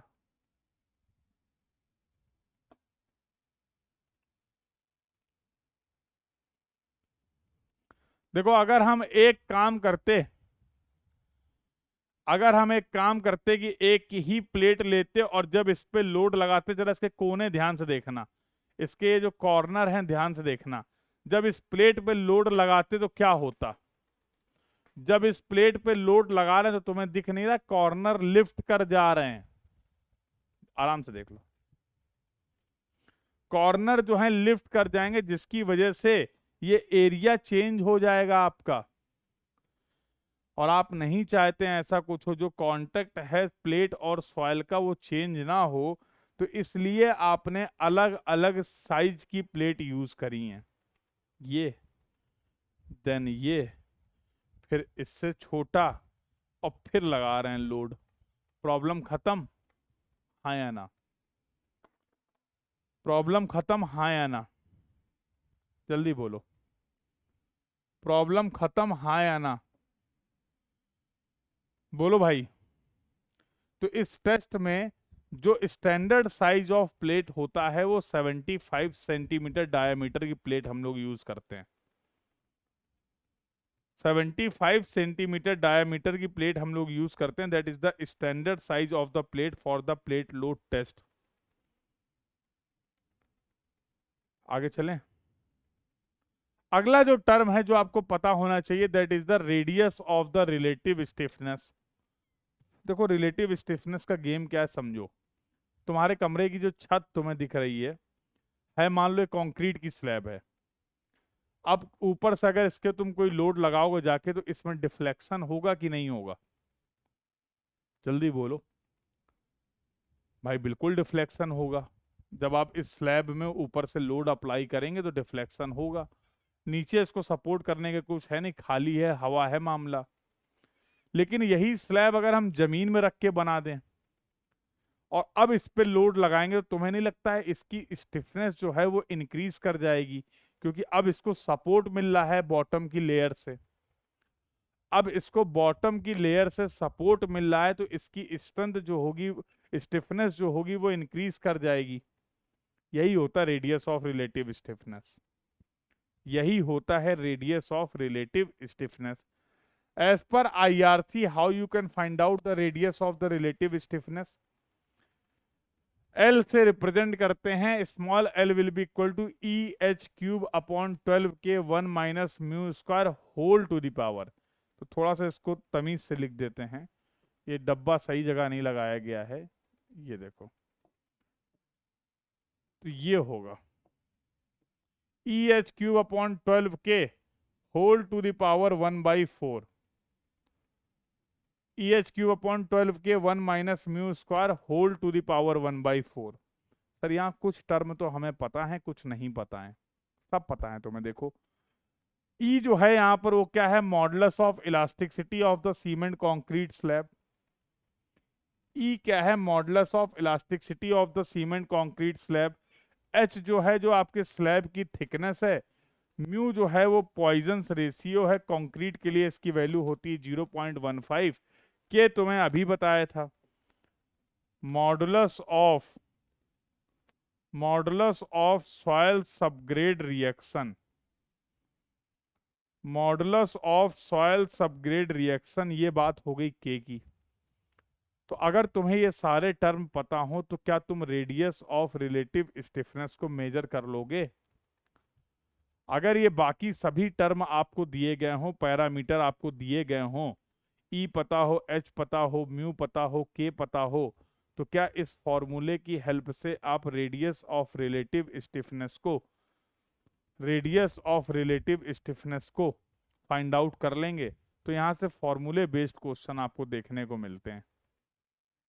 यहां से फॉर्मूले बेस्ड सवाल, ये जो फॉर्मूला आपके सामने लिखा हुआ है इस पे बेस्ड प्रॉब्लम आपको देखने को मिलते हैं। अगला जो टर्म है, अगला जो design parameter, that is the equivalent radius of the resisting section. It is the radius of the area of the payment effective in the resisting bending movement. देखो अब जब कभी भी किसी भी पेमेंट पे आप कोई लोड अप्लाई कर रहे हैं, अब पूरी की पूरी पेमेंट तो उस बेंडिंग मूवमेंट को रजिस्टर नहीं करेगी। अरे भाई फॉर एग्जांपल अगर ये पूरी पेमेंट है और इसमें हम कोई लोडिंग अप्लाई कर रहे हैं, तो मान लो इस लोडिंग के लिए ये इफेक्टिव एरिया है जो इस लोड की वजह से डेवलप होने वाले बेंडिंग मूवमेंट को रजिस्ट कर रहा है। जो इस लोड की वजह से डेवलप होने वाले बेंडिंग मूवमेंट को रजिस्ट कर रहा है effectively, this is the effective area of the payment. इसकी रेडियस क्या होगी, इसको हम लोग डिफाइन करते हैं equivalent radius of the resisting section. इसके लिए दो फॉर्मूले हैं। अगर ए जो है, ए क्या है यहां पर? A is the radius of the contact area. Pavement और टायर का जो कॉन्टेक्ट एरिया है, पेवमेंट और टायर का जो कॉन्टेक्ट एरिया है, अगर वो 1.724 से कम है, 724 H से कम है, तो ये फॉर्मूला लगेगा। तो ये फॉर्मूला लगेगा स्मॉल b को फाइंड आउट करने के लिए। अगर आपका radius of the contact area greater than और इक्वल टू है 1.724 H से, where h is the thickness of the slab, where h is the thickness of the slab, तो उस केस में जो b होगा वो आपका a के बराबर हो जाएगा। ये बात भी आपको याद रखनी है। How we can find out the equivalent radius of the resisting section, that we can also find out in this way. तो ज्यादा नहीं, केवल 3 पैरामीटर हैं रिजिड पेमेंट के केस में। एक हो गया modulus of soil subgrade reaction, जिसको आपने फाइंड आउट किया प्लेट लोड की हेल्प से, टेस्ट की हेल्प से। दूसरा था क्या था, दूसरा था आपका small L, EH³/12K 1 minus mu square whole to the power 1/4 radius of the relative stiffness. और तीसरा था आपका equivalent radius of the resisting section. तो जैसे मान लो ये आपका टायर था और ये आपका पेवमेंट था, तो इसके एरिया की भी तो एक रेडियस होगी, ये रेडियस है स्मॉल ए। कांटेक्ट एरिया जो है उसकी रेडियस है स्मॉल ए। स्लैब का, कंक्रीट स्लैब का कितना एरिया है जो इफेक्टिवली बेंडिंग को रजिस्ट कर रहा है, इस रेडियस को आपने बोला है स्मॉल बी, जो आप यहां से फाइंड आउट कर रहे हैं। कांटेक्ट एरिया की रेडियस है ए, स्लैब का कितना इफेक्टिव एरिया है जो उसकी बेंडिंग को रजिस्ट कर रहा है वो है बी। अब समझ में आ गया ए और बी का डिफरेंस? अब समझ में आ गया ए और बी का डिफरेंस, यस और नो? बोलो भाई, अब समझ में आ गया ए और बी का डिफरेंस, यस और नो? चलें फिर आगे बातचीत करें। तो ये 3 पैरामीटर थे सिंपल, तीनों एग्जाम के लिए इंपॉर्टेंट है, डायरेक्ट आपको यहाँ से सवाल देखने को मिलते हैं, जिसके बारे में हम लोगों ने यहाँ पर बातचीत कर ली। अब आते हैं अपने मेन डिस्कशन में, जो कि था हमारा स्ट्रेस एनालिसिस वाला पार्ट। तो 3 तरीके के स्ट्रेसेस की बात हम लोगों ने करी थी, व्हील लोड स्ट्रेस की बात करी थी, वार्पिंग स्ट्रेस की बात करी थी, और फ्रिक्शनल स्ट्रेसेस की बात की थी। इन तीनों स्ट्रेसेस का मुझे मैग्नीट्यूड निकालना है, इन तीनों स्ट्रेसेस का मुझे नेचर समझना है। अब ये होगा हमारा अगला और important discussion. Should we start our discussion? Discussion start किया जाए, आज्ञा है आपकी। Can we move further? Can we move further? आगे बातचीत कर सकते हैं, आओ। ये सवाल आपको मिल जाएगा, ये गेट का 2 नंबर का सवाल है, कुछ नहीं है इसमें, कर लेना आराम से।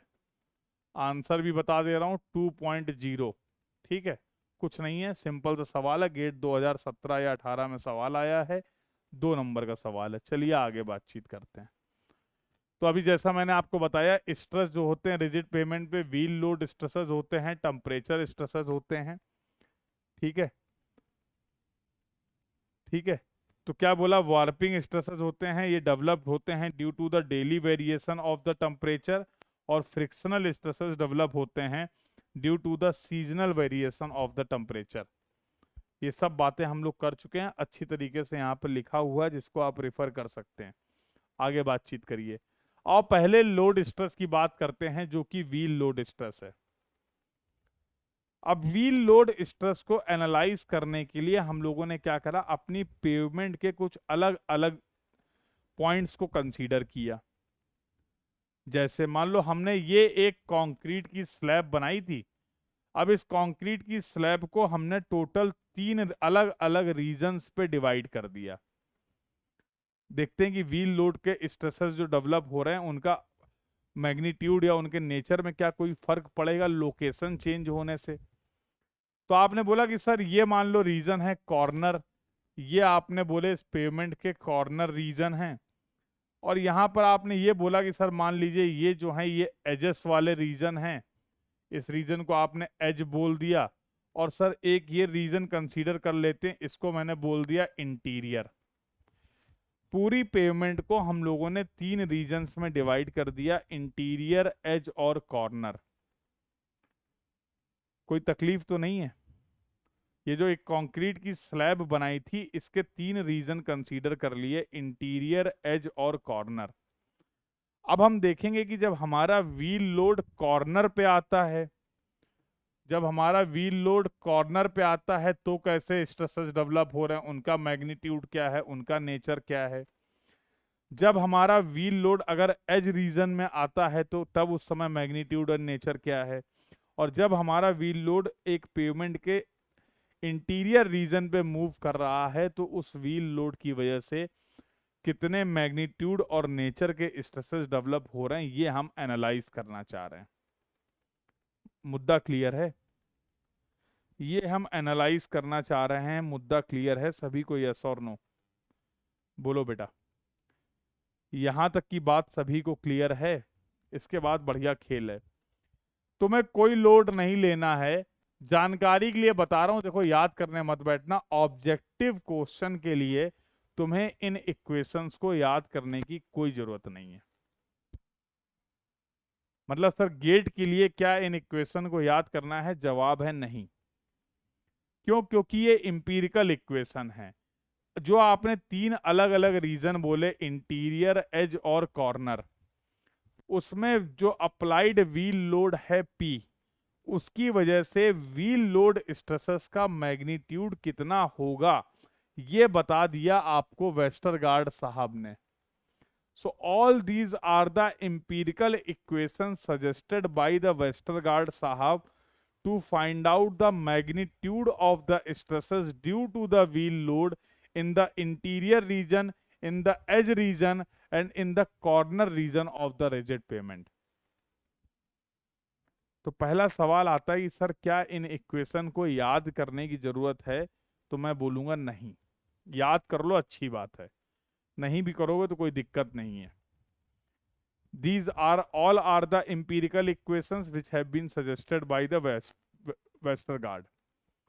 क्या इक्वेशन है एक बार जरा टर्म देख लेते हैं। तो जैसे आपने बोला इंटीरियर पे जो स्ट्रेसेस होगा उसको SI से रिप्रेजेंट कर दिया, एज पे जो स्ट्रेसेस होगा उसको SE से रिप्रेजेंट कर दिया, और कॉर्नर पे जो स्ट्रेसेस होंगे उसको SC से रिप्रेजेंट कर दिया। ये इक्वेशन है। P है व्हील लोड, H है thickness of the payment, L है radius of the relative stiffness, B है equivalent radius of the resisting section. सारे टर्म क्लियर हैं? जल्दी बोलो हाँ या ना, जल्दी बोलो हाँ या ना। केवल ये बता दो टर्म क्लियर हैं कि नहीं, याद मत करना।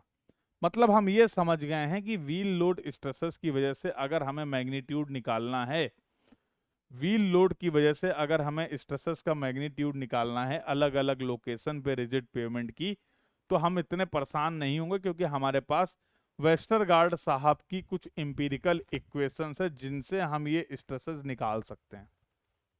मानते हो कि नहीं? बता दो। यहां तक कि मेरी बात मानते हो या नहीं? मानते ही होगे।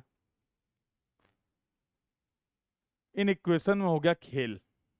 सर लोड सेंटर के वजह से भी तो कॉर्नर और एजेस पे जाएगा? नहीं जाएगा ना, तभी तो आपने equivalent radius of the resisting section निकाला है ना। ऐसा थोड़ा कि सब जगह पहुंच जाएगा। हम ये देख रहे हैं, यही तो डिस्कशन था। बी क्या था जितेंद्र? कि अगर हम कहीं पे पॉइंट लोड अप्लाई कर रहे हैं तो पूरी स्लैब का कितना एरिया है, कितना पोर्शन है जो इफेक्टिवली उस लोड को बियर कर रहा है। इन जनरल तो हम ये बोलेंगे कि पूरी स्लैब में डिस्ट्रीब्यूट हो रहा, सही बात है, बट इफेक्टिवली कितना पोर्शन है स्लैब का जो जो लोड के स्ट्रेसेस को बियर कर रहा है, उसी की रेडियस को तो बी बोला था आपने, equivalent radius of the resisting section. Equivalent radius of the resisting section. देखो इन तीनों इक्वेशन प्रोवाइड की गई इंटीरियर, एज और कॉर्नर पे स्ट्रेसेस को कैलकुलेट करने की, बट इसमें गुरु हो गया खेल। पता क्या खेल हुआ? देखो कॉमन सेंस के आधार पे बताओ, कॉमन सेंस के आधार पे बताओ, अगर व्हील लोड सभी जगह सेम है, अगर व्हील लोड सभी जगह सेम है, जो कि होगा भी, व्हील लोड सब जगह सेम है, स्ट्रेस जो होता है वो होता है लोड अपॉन एरिया। स्ट्रेस जो होता है, स्ट्रेस जो होता है वो होता है लोड अपॉन एरिया। और एरिया को भी अगर आप ध्यान से पढ़ेंगे तो ये होता है रेजिस्टिंग एरिया, नॉर्मल एरिया नहीं। और लिख देते हैं हम लोग वो अलग बात है। रेजिस्टिंग एरिया, यस और no? Stress is the internal resistance offered by the material. Common sense के आधार पे बताओ, सेम व्हील लोड के लिए तुम्हें नहीं लगता है कि इन तीनों लोकेशन पे जो एरिया होगा वो अलग अलग होगा? इन तीनों लोकेशन पे जो एरिया होगा, इफेक्टिव एरिया होगा, वो अलग अलग होगा। लगता है कि नहीं लगता है? सबसे ज्यादा एरिया कहां पे होगा? सबसे ज्यादा एरिया इन तीनों लोकेशन पे कहां पर मिलेगा? इंटीरियर पे, एज पे, कॉर्नर पे। इंटीरियर पे, एज पे, कॉर्नर पे। सबसे ज्यादा अगर एरिया इंटीरियर पे है तो स्ट्रेसेस एट इंटीरियर क्या सबसे कम होंगे for the same wheel load P? जल्दी बोलो हाँ या ना। इसके बाद जो एरिया आपको मिल रहा देखने को वो मिलेगा एज पे। एज पे तो ये एस ई होगा, और सबसे कम एरिया जो देखने को मिल रहा आपको मिल रहा कॉर्नर पे। तो भैया स्ट्रेसेस में ये रिलेशन होना चाहिए, व्हील लोड स्ट्रेसेस पे ये रिलेशन होना चाहिए। ये मेरा कॉमन सेंस बोलता है।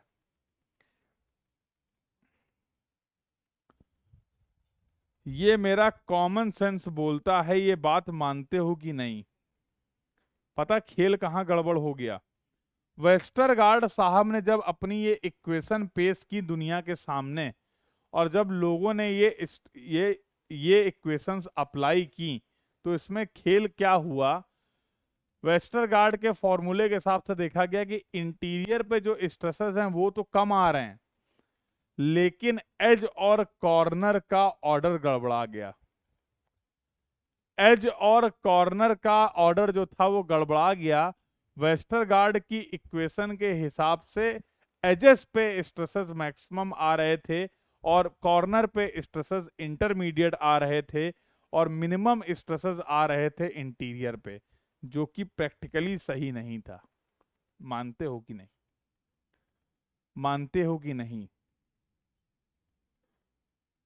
इतनी मुश्किल में तुमने इक्वेशन याद करी थी, अब उसमें भी खेल हो गया। इतनी मुश्किल में तुमने एम्पिरिकल इक्वेशन याद करने की सोची थी, विचार बनाया था, और बाद में पता चला वो इक्वेशन ही काम नहीं कर रही हैं, उनमें खेल हो गया। तो रिसर्च है, रुकती नहीं है। तो वेस्टरगार्ड साहब की ये रिसर्च जो थी, एम्पिरिकल इक्वेशन थी, जब इसमें प्रॉब्लम आई, लोगों ने अपनी आपत्ति जताई, तो इनके दो स्टूडेंट आए आगे बढ़ के। एक थे टेलर साहब और एक थे कैली साहब। कैली। तो टेलर साहब ने क्या करा, ये एज वाली इक्वेशन को मॉडिफाई कर दिया। एज वाली इक्वेशन को मॉडिफाई कर दिया। इन्होंने बोला कि भाई अगर अब इस मॉडिफाइड इक्वेशन से आप निकालेंगे स्ट्रेसेस, चलो इसको एस ई डैश बोल देते हैं। और कैली साहब ने बोला कि हम कॉर्नर वाली इक्वेशन को मॉडिफाई कर देते हैं।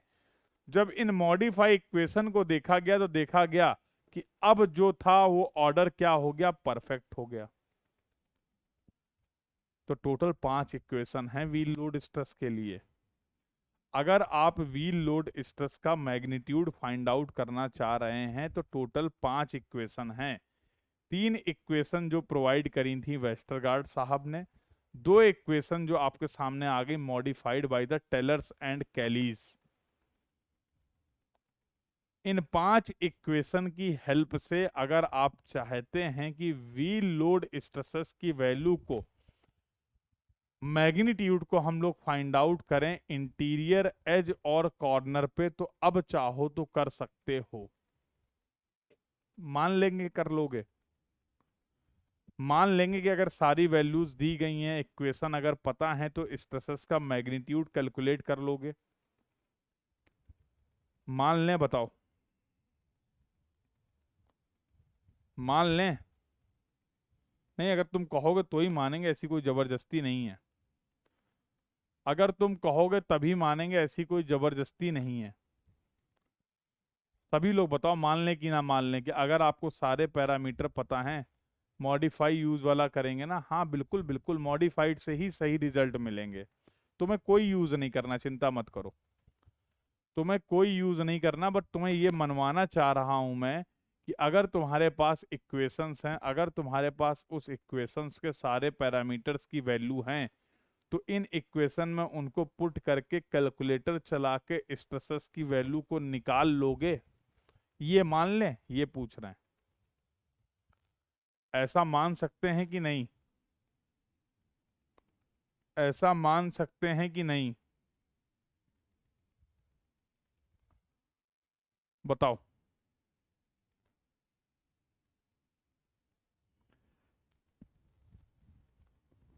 चलें आगे? चलें आगे?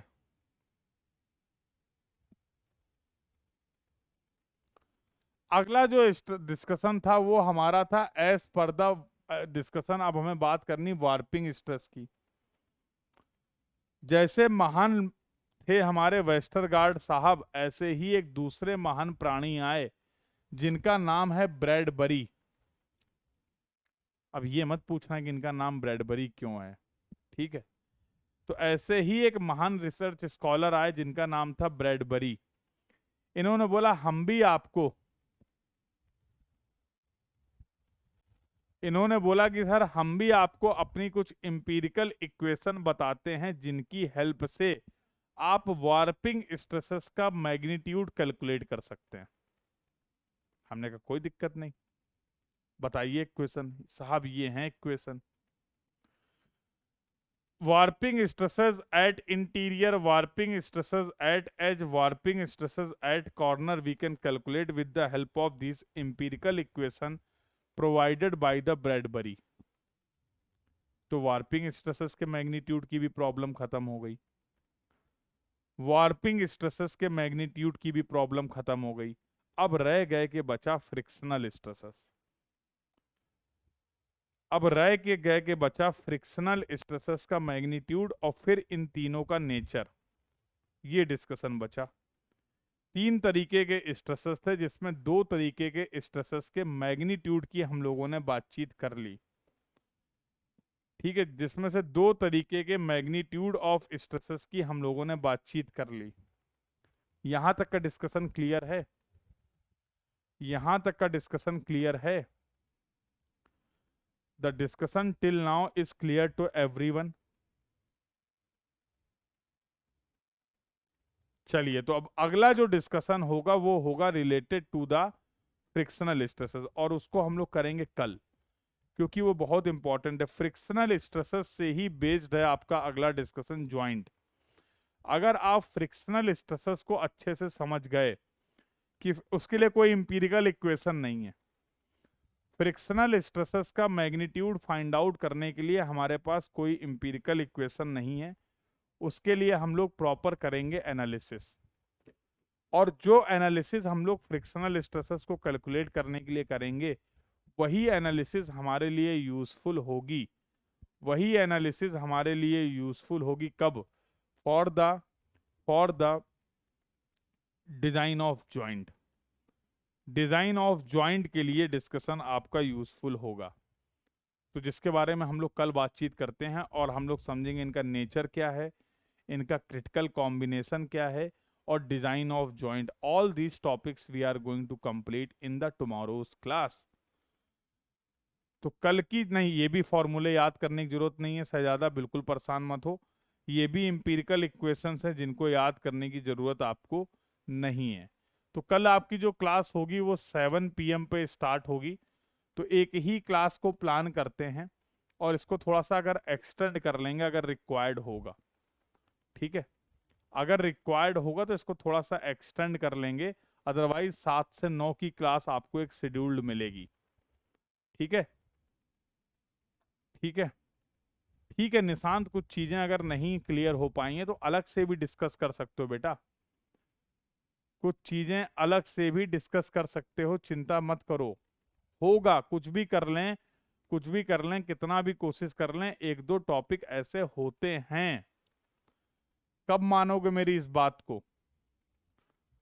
तो मैं नहीं बोल रहा हूं कि मेरा पढ़ाने के बाद आप 100% कंप्लीट कर लेंगे, मैं कह रहा हूं अगर आप 95%, 98% भी कंप्लीट कर पा रहे हैं तो पहले उस पे पूरा कमांड करो बेटा। 2-3-4% पे कभी भी आप फोकस नहीं कर पाओगे, कभी ना कभी कुछ ना कुछ ऐसा आ जाएगा, समझ रहे हो? वो कभी ना कभी कुछ ना कुछ ऐसा आ जाएगा जो आ सकता है, वो मार्जिन लेके चलो।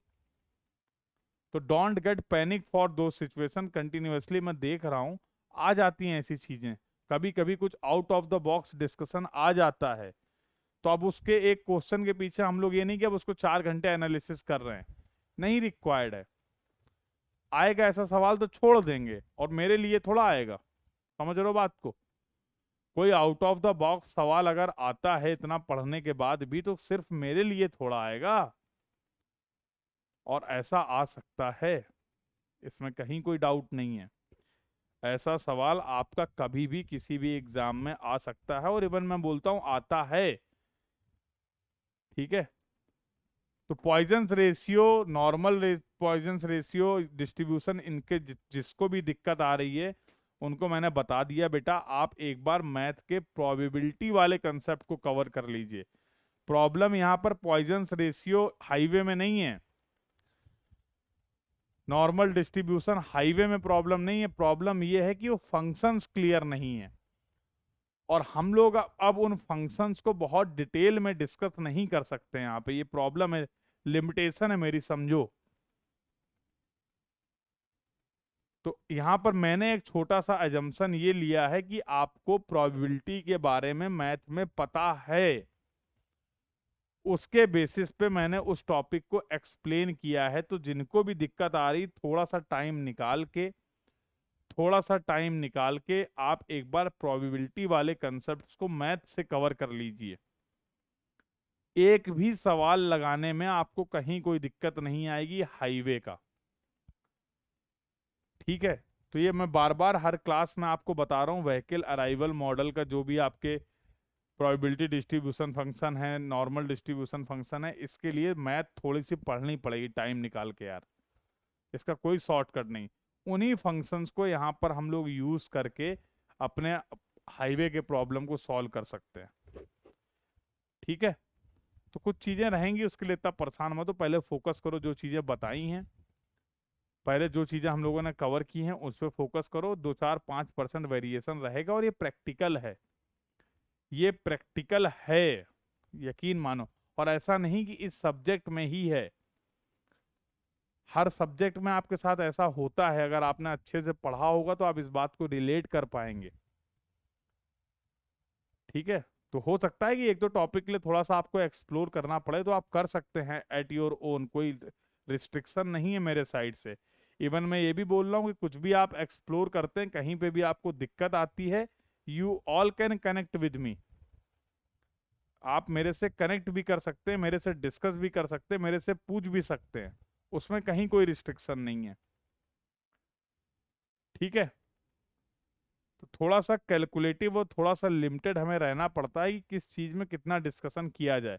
बाकी बात तुम्हें पता ही है, करने को हम कितना भी डिस्कशन कर सकते हैं, चीजें बढ़ती चली जाएंगी। ऐसा ना हो कि लास्ट में तो 95% पढ़ के गए तो उसका ही 5% अप्लाई नहीं कर पाए, ये दिक्कत हो जाएगी। अभी तो परेशान है कि एक वो सवाल भी है, एक वो सवाल भी है। मान लो तुमने टोटल हाईवे में 300 सवाल लगाए फॉर एग्जाम्पल, हो सकता है 300 में से आपके 3 सवाल ना बन रहे हो, आई एग्री। हो सकता है 300 में से 5 सवाल आपको नहीं समझ में आ रहे क्या हुआ, या उसके लिए कुछ आपको अलग से कंसेप्ट पढ़ना पड़ रहा, कुछ अलग से फॉलो करना पड़ रहा है। लेकिन भैया 295 पे तो फोकस करो, ऐसा ना हो उन 5 के चक्कर में 395 भूल जाए। तो try to understand this point, this is very important. ठीक है, जो आप पढ़ रहे हैं उसमें अगर आप 90% भी इफिशियंसी मेंटेन कर ले गए तो रैंक आएगी मेरे भाई, नंबर नंबर की बात नहीं कर रहे हैं। जो आपको पढ़ाया जा रहा है, जो आपको बताया जा रहा है, जो क्लास में डिस्कस किया जा रहा है, उसमें भी अगर आप 90% इफिशियंसी मेंटेन कर ले गए तो खेल बहुत खतरनाक खेल के आ जाओगे तुम, रैंक आएगी। ठीक है, तो बिल्कुल डू नॉट गेट पैनिक, होंगे, मैं खुद बोल रहा हूं, ऐसे 2 4 5 सवाल होंगे।